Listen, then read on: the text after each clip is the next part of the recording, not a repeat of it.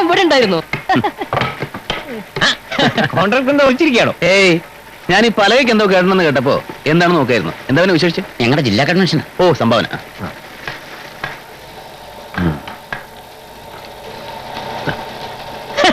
100 രൂപയോ? ഞങ്ങളൊരു കോൺട്രാക്ടറിൽ നിന്ന് മിനിമം പ്രതീക്ഷിക്കുന്നത് 1000 രൂപയാണ്. അയ്യോ, കോൺട്രാക്ടറിന് പേര് മാത്രമേ ഉള്ളൂ. ആ കൂട്ടത്തിൽ ഏറ്റവും താഴേക്കിടയിലുള്ള ഒരാളാ ഞാൻ. ദിവസവും കൂലി കൊടുക്കാൻ തന്നെ ഭയങ്കര ടൈറ്റാ. പിന്നെ സർക്കാരിൽ നിന്ന് ബില്ല് മാറി കിട്ടാനുള്ള ബുദ്ധിമുട്ടുള്ള പറ്റി ഞാൻ പറയാതെ തന്നെ നിങ്ങൾക്ക് അറിയാമല്ലോ. പിന്നെ രാഷ്ട്രീയത്തിലൊരു വലിയ മാറ്റം നടക്കാൻ പോവാണ്. ഞങ്ങളോട് കേറിയ പിന്നെ പറയണ്ടല്ലോ. അത് പിന്നെ എനിക്ക് അറിഞ്ഞൂടെ. അപ്പൊ പിന്നെ അങ്ങനെ ഇവിടെ നിങ്ങൾക്ക് മോളേക്ക് ആവശ്യം വരില്ലേ? ഈ താങ്ങ് കൊടുക്കാനും വാർപ്പിനൊക്കെ.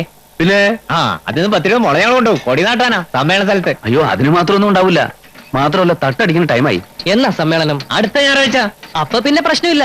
തട്ടടിക്കേണ്ടത് പിന്നത്തെ ബുധനാഴ്ച. സമ്മേളനം കഴിഞ്ഞ് തിരിച്ചുകൊണ്ടിട്ടാ മതി. അത് ഞങ്ങൾ ഏറ്റും. എന്നാ വരും, വന്നാട്ടെ. 100,000 വട്ടം നിന്നോട് ഞാൻ പറഞ്ഞിട്ടുണ്ട് പെരുവാര എന്റെ അടുത്തേക്ക് അയക്കരുതെന്ന്. അവരെ കണ്ട് മുങ്ങി എന്നെ നീ അവരുടെ മുമ്പിലേക്ക് തള്ളിവിട്ടു. ചേട്ടൻ മുങ്ങിയതാണെന്ന് ഞാൻ അറിയണ്ടേ? അതിനാണ് കോമൺ സെൻസ് വേണമെന്ന് പറയുന്നത്. കോമൺ സെൻസ് ഇല്ലാത്തവന് ഒരിക്കലും ഒരു നല്ല കോൺട്രാക്ട് ആവാൻ പറ്റില്ല. അതുകൊട്ടെ, സമ്മേളന സ്ഥലത്ത് കൊടി നാട്ടാൻ മുള നിന്റെ അപ്പൂപ്പനെ അവിടെ നിന്ന് കൊണ്ടുവന്നിട്ടുണ്ടോ? അതിന് ഈ ജന്മത്ത് കിട്ടാൻ പോണില്ല. എന്നാ പിന്നെ തരാൻ പറ്റില്ല എന്ന് ചേട്ടന് പറഞ്ഞാൽ മതിയായിരുന്നില്ലേ? നയം വേണം. രാഷ്ട്രീയക്കാരെ മുഖത്ത് നോക്കി വെറുപ്പിക്കരുത് എന്നാണ് ഒരു കോൺട്രാക്ട് ആദ്യം പഠിക്കേണ്ടത്. ഗുരുനാഥന്റെ മകനായി പോയില്ലേ? അല്ലെങ്കിൽ നിന്നെപ്പോലൊരു മരമണ്ടനെ 1 മണിക്കൂർ നേരെ എന്റെ ഐസ്മെന്റ് ഞാൻ നിർത്തുകയില്ല. കോൺട്രാക്ടർ അല്ലേ? അതെ. നിങ്ങൾക്ക് പ്രേതത്തിൽ വിശ്വാസമുണ്ടോ? മനസ്സിലായില്ല. അല്ല, ടൗണിൽ ഒരു ലോഡ്ജിലാണ് താമസിക്കുന്നതെന്നും ദിവസേന പോയി വരാൻ ബുദ്ധിമുട്ടുള്ളതുകൊണ്ട് ഒരു വീട് അന്വേഷിക്കുന്നതെന്നും കേട്ടു. നല്ല 1-ാം തരം വീടുണ്ട്. വാടക ചില നീക്കുപോക്കൊക്കെ ഉണ്ടാക്കാം.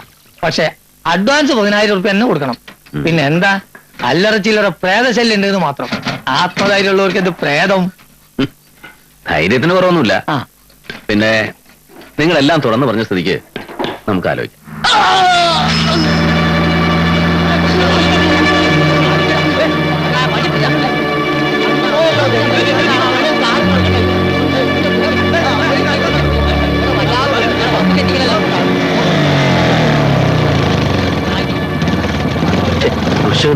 എന്താ ചേട്ടാ അത്? ആക്സിഡന്റ് ആണെന്ന് തോന്നുന്നു. നമുക്ക് ശരിയാവൂല. ഇത് എന്താ എന്താ എന്താ എന്താ ചേട്ടന് മനസാക്ഷിയില്ലേ? ഒരു ആക്സിഡന്റ് കണ്ട വഴി മാറി പോണോ വേണ്ടത്? അതെ, അതാണ് വേണ്ടത്. അല്ലെങ്കിൽ നമ്മൾ അതിന്റെ പുറകെ തൂങ്ങേണ്ടി വരും.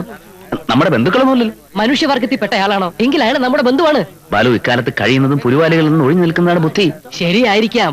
പക്ഷെ ചേട്ടനാണ് ഇതുപോലെ ആക്സിഡന്റിൽ പെട്ട് കൈയും കാലും ഒടിഞ്ഞ് ഉടൽമാലയൊക്കെ പുറത്ത് ചാടി റോഡിൽ കിടക്കുന്നെങ്കിൽ ആരും സഹായത്തിന് വരേണ്ടതാണോ? ഞാനിപ്പോ എന്ത് ചെയ്യണമെന്ന് നീ പറയണേ. നമുക്ക് അവിടെ വരെ ഒന്ന് പോയി നോക്കാം ചേട്ടാ. ഇനി മേലാൽ നിന്നെ ഞാൻ എന്റെ ബൈക്കിൽ കയറ്റില്ല.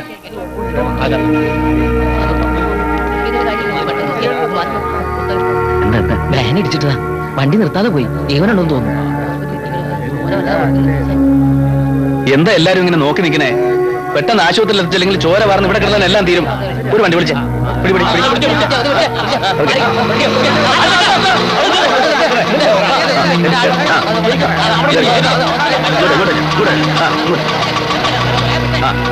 നീ ബൈക്ക് കൊടുത്ത് നേരെ ആശുപത്രിയിലോട്ട് വന്നാൽ മതി. വണ്ടി വിട്.